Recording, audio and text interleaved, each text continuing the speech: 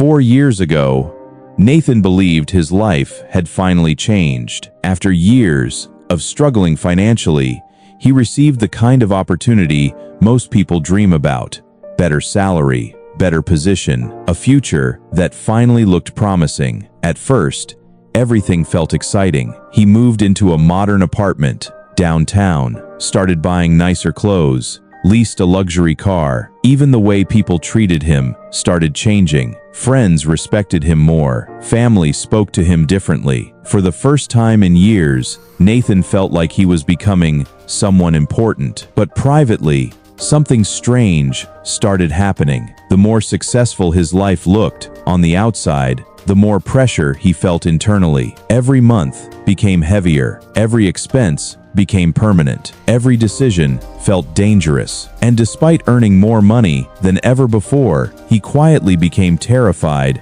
of losing everything. The strange part was, he couldn't explain why, because from the outside, his life looked successful. Then one night, something happened that completely changed how he viewed opportunity forever. But we'll come back to that later, because around the same time, another man named Caleb was living very differently. Caleb never received a huge promotion, never chased status aggressively, never built a flashy lifestyle. Most people would probably look at his life and think, he's too comfortable. But quietly, Caleb was building something Nathan wasn't. Breathing room, mental peace, financial flexibility, freedom. And over time, that invisible difference changed both of their futures completely. Because most people think opportunities automatically improve life. But what if opportunities actually expose the emotional habits people were already hiding?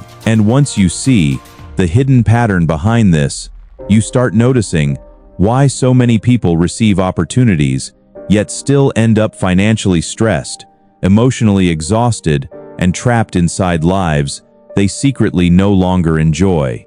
Before we talk about success, we need to talk about something modern culture almost never explains honestly. Opportunity magnifies people. It doesn't fix them. It amplifies habits, emotional patterns, financial behavior, insecurities, and most people are far less emotionally disciplined than they believe. That's why opportunities destroy some people quietly, not because they lacked intelligence, but because they confused emotional relief with meaningful progress. Modern life makes this worse because almost everything around people today encourages short-term thinking, fast entertainment, fast dopamine, fast validation, fast delivery. Every platform whispers the same message: you deserve it now. So slowly, people lose the ability to tolerate discomfort. Waiting feels painful, patience feels weak, consistency feels boring, and eventually,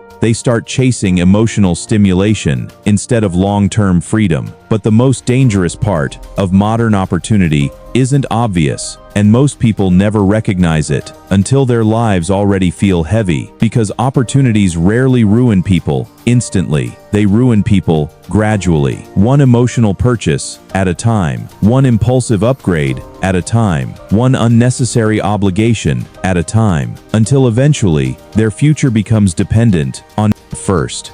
Nathan believed higher income would eliminate stress permanently.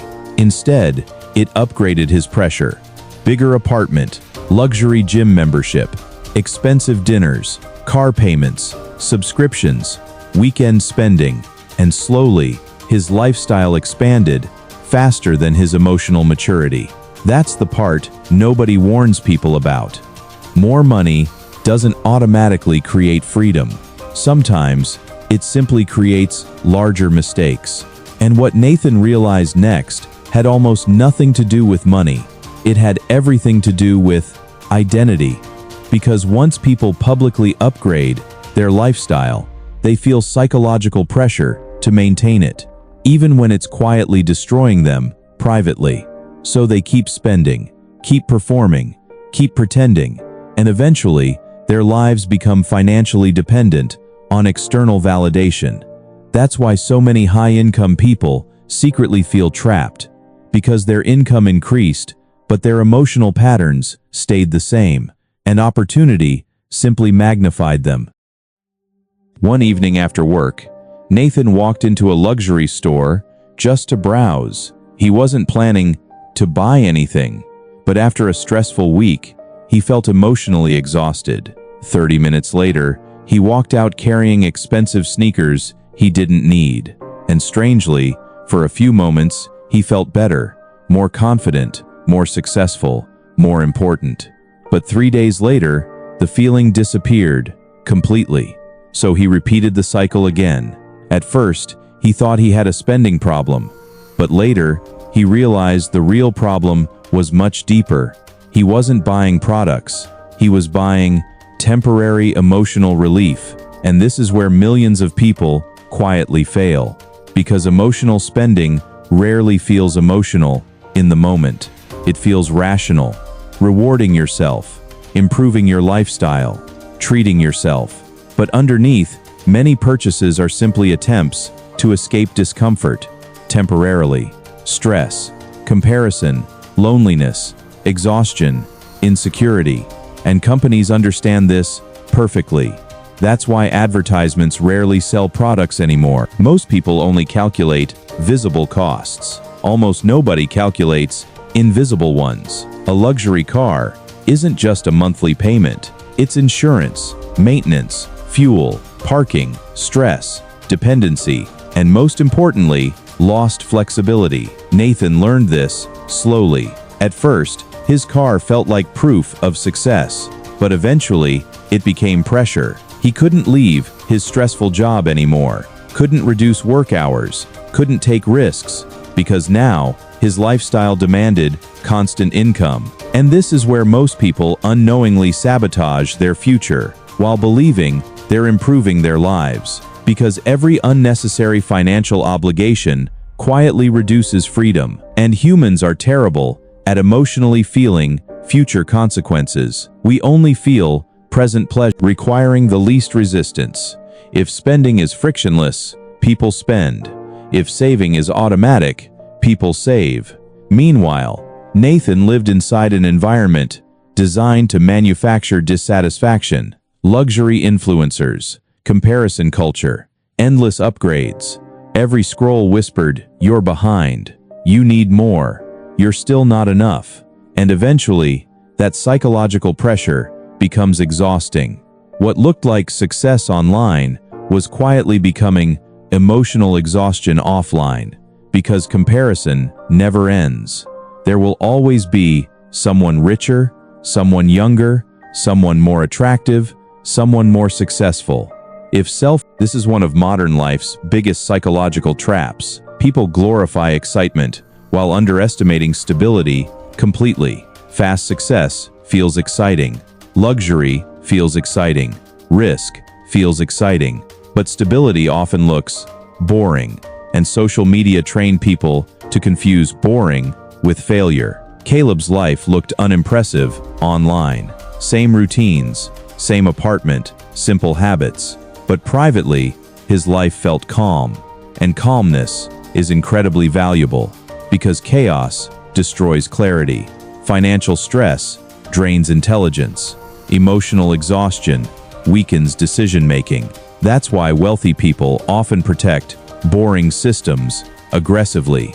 Sleep, savings, health, routine, margins of safety, because stability compounds quietly, while chaos compounds invisibly. Nathan spent years believing one more milestone would finally make him feel secure. First it was, if I make $60,000, life will feel easier.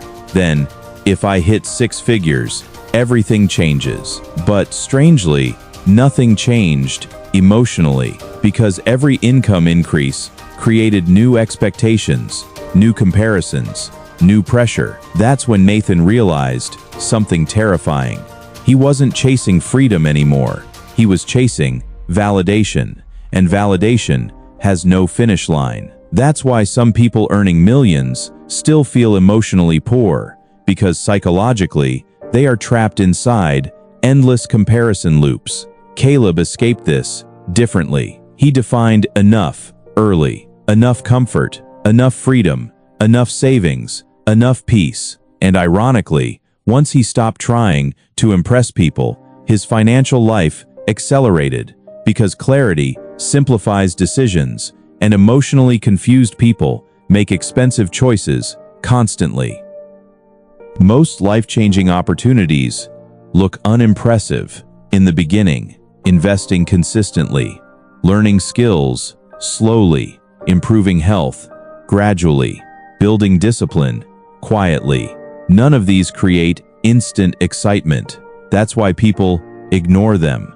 And ironically, the opportunities that change lives the most usually feel boring in the beginning. Meanwhile, people chase dramatic opportunities instead. Fast money, luxury lifestyles, internet hype, status signaling, because emotionally, humans love exciting stories.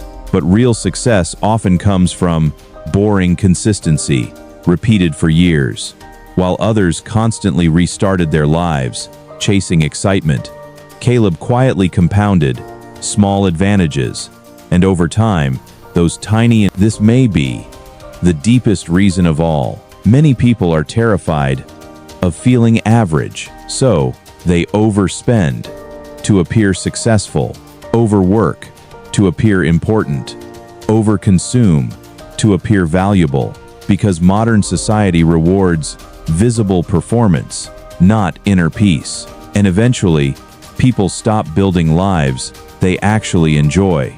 They start building lives designed for external approval. Nathan realized this one night while sitting alone in his apartment. Almost every major financial decision he made was influenced by invisible social pressure, not genuine happiness, not personal freedom, pressure. And that realization forced Nathan to ask himself a terrifying question: what parts of my life were actually mine? Because sometimes real opportunity isn't gaining more. Sometimes it's finally needing less. Most people measure wealth visually: cars, watches, houses, status symbols. But real wealth works differently. Real wealth is flexibility. Can you leave toxic environments? Can you survive unexpected problems? Can you say no without panic? Can you rest without fear? That's wealth. And ironically, many people who look successful publicly have very little of it privately, because their entire life depends on maintaining constant income, constant performance, constant pressure. Caleb understood something Nathan didn't. The purpose of money is not endless consumption. It's reduced dependency, reduced desperation, reduced fear. And once you understand that, your entire definition of success changes, because true wealth often looks invisible, low stress, healthy. Most people think life changes through dramatic moments, but usually life changes through repeated small decisions. Tiny habits shape identities. Identities shape lifestyles, and lifestyles shape destinies. One unnecessary purchase seems harmless. One impulsive upgrade feels insignificant, but repeated hundreds of times, those decisions quietly build financial pressure, and financial pressure slowly changes behavior. That's why tiny corrections matter so much. Delete shopping apps, wait 24 hours before purchases, automate investing, reduce comparison, protect attention, track spending. Honestly, small decisions repeated consistently can completely reshape a future. And what Nathan realized at the end completely changed how he viewed wealth forever. One night, Nathan sat alone, in silence. No music, no television, no distractions, just silence. And for the first time in years, he asked himself a question honestly: if my income disappeared tomorrow, what parts of my life would still survive? The answer terrified him, because almost everything he built depended on constant pressure, constant earning, constant performance. That's when he finally understood something Caleb knew years earlier: opportunity alone never saves people. Emotional discipline does. So this week, try something uncomfortable. Walk slowly through your home. Look carefully at the things around you and ask yourself, did these things improve my freedom or reduce it? Then ask something even harder. How many of my financial decisions were actually emotional decisions? And this month, before buying anything unnecessary, wait 24 hours, just 24 hours. You'll be shocked how many emotional purchases disappear once emotions calm down. Because the biggest difference between people who build freedom and people who stay trapped is not intelligence, not luck, not opportunity. It's emotional discipline. One group uses opportunity to create future freedom. The other uses opportunity to temporarily escape discomfort. And over decades, those choices create completely different lives. Because in the end, the real question is not, how many opportunities did you receive? The real question is, what did your decisions do with them? And maybe the people who truly succeed in life are not the ones constantly upgrading everything. Maybe they're the ones finally wise enough to stop needing constant upgrades to feel valuable. Maybe the reason so many people feel exhausted today isn't because life became impossible.